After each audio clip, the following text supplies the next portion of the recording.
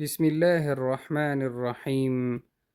دا د 14مې سپارې نهم درس دی او د نحل سورې 14مه سوره ده. یو اتیا تر 92 آیت ورسره کولی شئ چې ولولئ.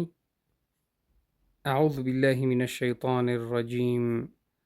اکنانا ځای د پټېدلو، سرابیل کمیسونه، تقیکم چې ژغوري تاسې، بأسکم له جنګ ستاسې، یستعتبون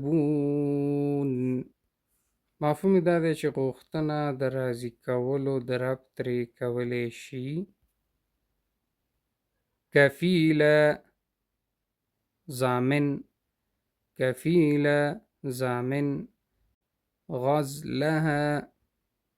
غزلها وریخل خپل، اکناثا ټوټې ټوټې، دخله پلمه ټګي، پلمه یا ټګي، هي اربع مفهوم دی هغه ډیره زیاته.